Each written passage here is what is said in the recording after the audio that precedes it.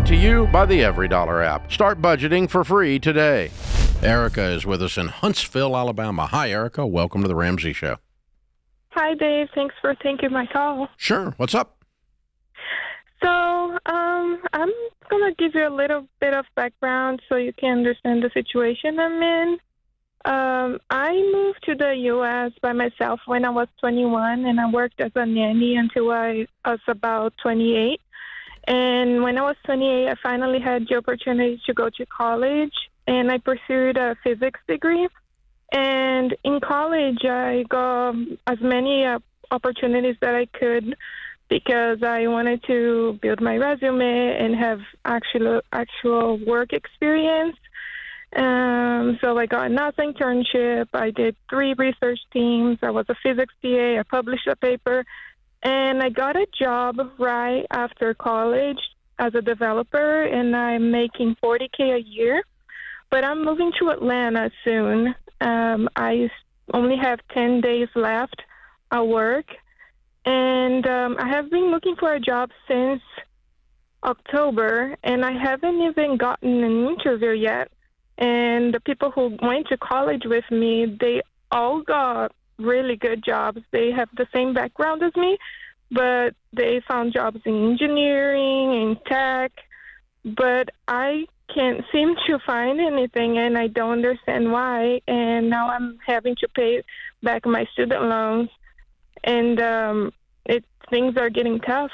Erica, so let me ask you this. What have you done when you say, I haven't been able to find anything? Does that mean you haven't been accepted in the form of getting hired, or you just literally are having a hard time ideating and selecting things to do with that physics degree?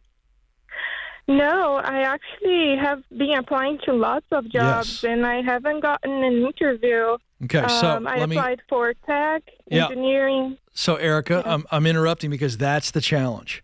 So we live in a world today where getting noticed is harder than ever if you're just going to apply. I mean, you could sit and LinkedIn message people all day long. You can apply, and you're Exhibit A for applying without a connection, and you are maybe not even getting noticed. There was some data that came out, Erica, in 2021 that said 4 million actually qualified candidates never even got noticed by the companies they applied for because of the artificial intelligence software that we have to use now to be able to process the amount of resumes. So I'm trying to encourage you, not discourage you. The encouragement is you've been going about it the wrong way. And now you need to do it the right way. And so if you're moving to Atlanta, you've got to start to zero in on everybody that you know that lives in Atlanta, everybody that you know that knows somebody that lives in Atlanta. And we're going to show them the impressive degree that you got in physics. I'm assuming you had a great GPA, and some of the papers that you've written. All these things are impressive, correct? Right. So that's what I have been doing. I have been trying to network there, and I even went in person to a few companies to deliver my resume, introduce myself, but no luck yet. No, but sweetheart, listen, the days of walking into the street and to the receptionist, while I love the hustle factor there, it's just not the way things work. So what has to happen is you've got to have somebody who is making an introduction for you to somebody who has a say in the job. Is this hard work? Absolutely. Is it harder than submitting resumes all day, every day? Yes. But with your background, your pedigree, your issue is not qualification. Your issue is connections and getting in front of somebody who gives you an actual interview. And so there's no silver bullet advice here. This is you literally locking in on, this is where I'm moving to Atlanta. And so if I draw a circle around Atlanta and I know the north side, south side, you're looking at all of the companies. And one of the things you probably need to do is narrow in on, what is it that I really want to do with the physics degree? Do you have an answer to that? Give me top of the list. If you had 3 things, what would be number 1 at this very moment? Well, number 1 at this moment is what I have been doing right now to work as a developer, but I know that things have been tough for developers at the moment, so my second option would be engineering. And you're doing code with a physics degree? Oh, yes, because in my university we have to have a lot of I know, but I mean, code background. Yeah, okay. But you want to be a developer. That's the long-term ladder for you. I want to keep taking my developer skills and move up. Because your current developer job sucks. Yeah, you're on the low end. $40K to be a developer? That's awful. Yeah, it's because I was hired for a nonprofit company. Okay, so Erica, we're fishing. Not only are we not fishing properly, when you have fished, you've been fishing in the wrong pools. Nonprofits, by the very nature of their existence and operation, there's just a lid on you financially. You should be in the 75, 85 range very soon with a path a dev one to six figures. A first-level dev, yeah. Yeah. For sure. Okay, yeah, that's what I'm trying to find. And developers are not hurting. There's a shortage. I don't know who told you the market is dried up for developers. There's a shortage. Oh, it's because I could hire 5 today if I could find them that were competent. I just went on a popular job site. I'm not going to say their name, but there's 977 developer jobs on their site in the Atlanta area. Not exactly a shortage. 977. Yeah, so I have been applying for these, though. So you're not listening. That's why you're not getting an interview. Yeah, for 10 minutes, Ken's been telling you that applying for jobs doesn't work unless you know somebody inside the building that takes your resume out of that stack that's 9 feet high and walks it over to their friend's office and says, hey, I don't know if Erica will be great or not, but you ought to at least talk to her. She's my buddy. That's right. That's who gets you the interview. Otherwise, listen, we get 15,000 applications into Ramsey every year. We hired 170 people last year. What do you think your chances of getting out of that needle in a haystack are? So, it's not because we're mean or heartless. So something Erica just said, and this applies to a lot of people, so I want to break this down. So Erica just said, I don't have any buddies. Well, first of all, it's not true. So let me give you all a really quick example of what I've done 1,000 times on the Ken Coleman Show. Someone says, Ken, I don't know enough people. So I say to them, Dave, how many people do you know? Give me close ties, close network, social media, friends from college. And they usually say, every time they say, I know about 100, 150 people, 200 people. Okay, great. How many people do those 200 people know? And then they say, well, 200. And I go, quick math, that's 40,000 people. Yeah. So when someone says this, and Erica's still listening. So Erica, here's what I want you to understand. You know everybody that you need to know. But this takes work. Let me give you a classic example. Here's what people do wrong, Dave. They go on LinkedIn and they fire a bunch of emails and connections and they feel like, I did good today. I put some hooks out in the water. But what you got to do is... No bait on the hook. No, you got to go to LinkedIn and you go, okay, so I'm looking at a job right here, folks. I'm not going to say the company. It's a lead full stack developer. She's not qualified for that. But this is a developer job at a company in Atlanta, Georgia. And it's listed via LinkedIn. So what you do is you go to LinkedIn and you go, how many people on LinkedIn do I know at that company? If she comes up with 0, then she goes, all right, let me start looking at the connections of people on LinkedIn that work at that company. And I will guarantee you she's 3 or 4 degrees on LinkedIn from that one person who's at that one company. Now, folks, our advice here is practical and it's doable. We don't give out this kind of, Mary Poppins kind of Pollyanna advice. This takes Mary work. Poppins. I know, but my point is it's not just go out there and do it. It's you got to work it and work it and work it to the point where someone goes, all right, I know Fred over there, and Fred knows the hiring manager. Fred's going to connect you based on our relationship. Here's a copy of Ken's new book, #1 bestseller, Proximity Principle. That'll help. The proximity principle is what we're talking about. Find someone that you're in proximity of the job with that can pull your resume out of the stack and walk it down the hall to their buddy and the hiring manager and go, hey, I don't know if she'll work out, but at least look at her. That happened to me last week. An old childhood friend texted me and said, a friend of a friend's daughter has her stuff in your stack. Would you pull it out? We pulled it out. It did not result in her being hired, but we pulled it out and let them look at it. How much of this need to do things digitally instead of relationally is caused by a generation that grew up doing everything digitally instead of relationally? Yeah.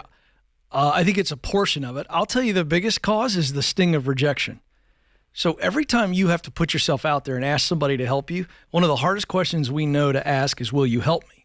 We don't want to feel like we're a burden to somebody. And we also don't want to potentially hear the word no. So actually the fear of rejection is what's really driving most of this. Now, to your point, social media and technology and devices has made it feel as though we are being more effective. People have digital courage. I mean, they'll say crap, trolling, and do crap that would get their dadgum nose broken where they'd do it in person. That's right. Somebody punched the freaking lights out if you said that in person to somebody, right? But you got digital courage behind your little avatar living in your mother's basement. That's right. And so, and it's a generation that breaks up with their boyfriend or girlfriend instead of doing it in person, A, with a little class, and B, dealing with relational conflict properly. They do it with a text. Well, let's go a level deeper. Now we have ghosting, where you don't even actually send the breakup text or whatever. You just don't show up. Ever again. It's a scourge. We have literally, there are story after story of businesses hiring people, and their start day arrives, and the person doesn't show up. They get worried about them. They reach out to them, and they never hear from them. I'm not kidding. This is called ghosting. I know it's called ghosting, but it's ghosting on a new hire. They're not showing up. We've They've had already people accepted start the job. here 2 times in the last year, and I have raised Cain with our recruiters and our interviewers because they shouldn't have got it in the building. They started here, and they quit on the first day because they found out, like, we work and stuff. Right. Yeah. Like, whoa. Imagine taking a job and then at Dave just Ramsey's deciding, place and discovering I had to work. Right. Why would that be a shock? Yeah, right. But I work. But I think you make a very good point. The rejection feels less when I'm submitting a resume online. I feel good about myself because I submitted it. Well, I did I'm nothing going further else. than that. I'm saying not everybody in these generations. I'm not throwing a whole generation on the bus. That's right. But the skill of personal relationships You're right. has been stunted That's exactly right. It's hard, though. by this technology instead of enhanced by the technology. And you're right, and I'm agreeing with you. But I'm saying what's really going on underneath all of that is this fear of rejection and fear to ask for help. And to your point, they've not exercised the muscle to where it's no longer scary. Yeah. And so you're absolutely at the pinpoint of why it feels better and feels easier to do what this young lady said. Because I'll never forget, I was like in my 20s, and I went to a sales conference, and the guy was talking about the guy with, there was a big, in my 20s, there was a huge real estate company called Century 21. Yeah, oh, sure. And the guy that won the award for selling more houses than anybody else in this huge company was a Vietnam veteran. And they called him up to stage, and he kind of was just this little guy, not real impressive looking. Mm-hmm. And they got him in front of the microphone. He really wasn't that impressive. And they're like, so how are you the number one guy in the nation? I mean, you'd think a guy would be a dynamo, right?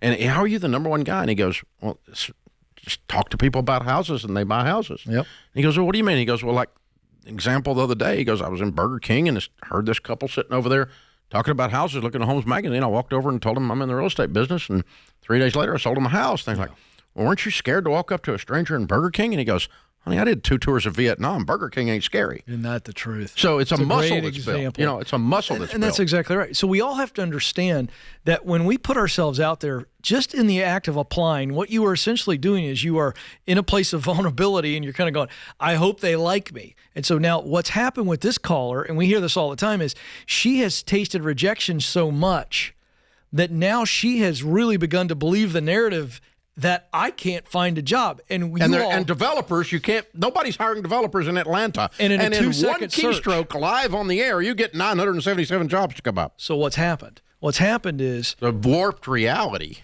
Right, but from what? I can't find anything. Nobody wants me, and we believe it, as opposed to what's really hard is to go taste rejection. I'm going to tell you something. When I was a kid, my dad, I remember my first job, he drove me to a McDonald's and sat in the car and said, go in there and turn your application in. I had to go ask for the application. This is going to freak out some young people. I had to go ask for it. They hand it to you. And then I go sit in the corner. My dad gave me a pen. I filled it out. Had to walk back up and interrupt the manager who's busy trying to fill a large fry order. And you're standing over there. But it's those kind of things that, yes, it was terrifying for me. And I'm an outgoing, extroverted guy, but still. I mean, when you're 4 years old, that's hard.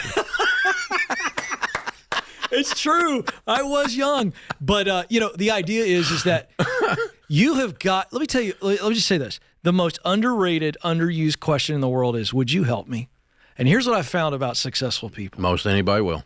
Just about everybody does. Successful people who have been helped, by the way, They say this. Come on in. The water's nice. Sure, I'll There's help. plenty of room for everyone. But you have got to ask, which means you've got to be okay hearing no. Success is not a fixed pie. There's a lot of room for all of us. Come on in. I'll help. It's your classic story of the turtle. Yeah. Turtle on a fence post. One thing you know if you see a turtle on a fence post. Two things you know. One is it's a curious sight. And two is the boy didn't get there by himself. And it's so rich. So are you a turtle on a fence post? Most successful people feel like they're a turtle on a fence post. They know they didn't get there by themselves. Yep. And so they're willing to help. They're willing to do that. So it's, yeah. I mean, if I can't help, I'll send you to somebody that can. That's right. And then I will help you by giving you an instant no on an email. That's right. I'll just say no. And I just feel like there's some people out there who are watching and listening today. You need to hear this. I'm going to share this. Years ago, I had the opportunity to interview Soledad O'Brien. She was at CNN at the time, and I was asking her about her journey starting from scratch in media. And she said something, a producer pulled me aside one day. She goes, I was in a heap. I had asked for a role as anchor. They told me no. And she was just devastated. And she said the producer pulled her aside and said, listen, you need to start turning no's into not yet or not here. And stop looking at it as finality. And the word no, when we don't even get crickets back. You remember when we were kids, we'd write the little note, do you like me? Yes, no, or maybe. What's weird about that is the maybe was more excruciating for me than the yes or no, because at least I knew where I stood, right? I can move on. and so we treat no's in the form of no reply to a job application. We treat no's in the form of I interviewed, I thought I did well, but I got beat out. And we treat that as this final period end of statement. And I can tell you, Dave knows my story. I heard no from Ramsey leaders 3 years before I actually came here. And it wasn't a no, it was a not yet, turned out. I didn't know that at the time. I thought we weren't in a position to handle a thoroughbred like you. Well, I don't know Took about that. a little while. No, I think you had to find a program. Took a little while to get ready. We had to get a really good saddle and bridle. So, yeah. But you get that. We got to start. Well, no is not final. Exactly. It's true, though. We didn't hire him for a while. Yeah. It's not now, right? Yeah, it's exactly right. It's a matter, well, or not here. Not here. So what somewhere do we do? Else, we somewhere keep else, moving. You know, somewhere else. Keep moving. The guy that turned down the book Financial Peace, one of my best friends. Yeah. Sold 3.2 million copies now. Oops. And he's still in publishing, and I'm still an author. But that deal never happened. All right, one last thing on that, and then I'm going to move on. Because one of our team members working in the lobby mentioned this to me at the break. I'm saying that we've got a couple of generations now that have grown up with a magic wand in their hand, and they have learned to think Facebook friends are real friends, which is a lie, or break up over text, and that there's a stunted growth associated with a digital level of communication versus a personal level, a relational level of communication. That is, I'm not making that statement, and to her point, she corrected me, and I appreciate her doing that. To her point, it's not a generation-wide malady, but it is not and so there's plenty of millennials that know how to do relationships. That's not my point, other than digital, right? There's plenty of Gen X or Gen Zs that know how to do relationals. But you guys have learned how to make almost that your default mechanism, and if you don't watch, you'll fall into that, is my point. Because our generation, we didn't have that. I mean, our phones were connected to the wall. That's so true. And so you had to kind of go around the corner to talk to your girlfriend and your sister not here at the dinner table. You know, I mean, how long a cord could you get on this thing? Yeah. And so, it was a different situation with communication.